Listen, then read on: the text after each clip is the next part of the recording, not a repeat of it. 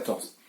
Dieu a promis un pays à Abraham, mais on a déjà vu qu'il y a eu la famine, Abraham a eu peur et il a menti au Pharaon, et là il y a des guerres tout autour de lui. On voit des rois qui s'affrontent, et d'ailleurs dans toutes ces batailles, eh bien, les rois de Sodome vont être vaincus, et Lot, le neveu d'Abraham, va être emporté avec tous ses biens, et Abraham va décider de partir avec ses hommes, de partir à la guerre, de combattre ces rois et de récupérer Lot et toutes les richesses qui avaient été prises au roi de Sodome notamment.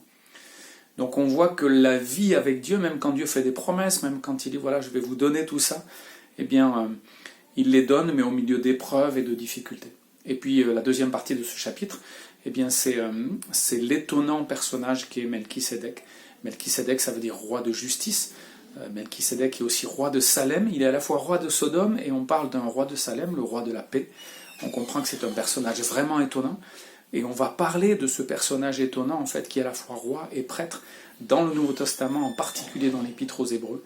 On est nombreux à se demander si d'une certaine façon Dieu n'a pas fait voir à Abraham ce qui allait venir, le Messie qui allait arriver, puisque c'est Melchisédek qui va bénir Abraham, et puisque Melchisédek est un prêtre du Dieu très haut, et bien voilà, on se dit qu'Abraham a fait une rencontre assez extraordinaire. Certains pensent que Melchisédek est une annonce du Messie, mais ce personnage mystérieux va nous montrer que, au-delà des sacrificateurs à venir, Aaron et tous ses descendants, eh bien il y a une autre lignée de sacrificateurs et de rois, selon l'ordre de Melchisédek, roi de justice et roi de paix. Certainement que Jésus-Christ est annoncé au travers de cette rencontre extraordinaire, au travers de ce personnage haut en couleur.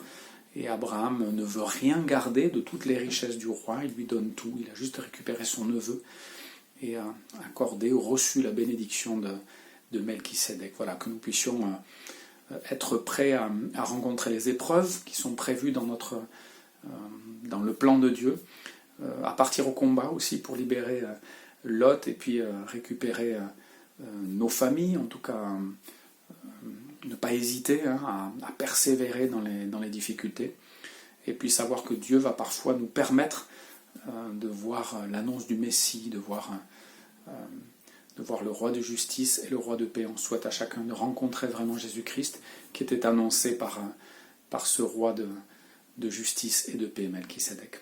Bonne fin de journée, continuons à lire les chapitres de la Genèse jour après jour.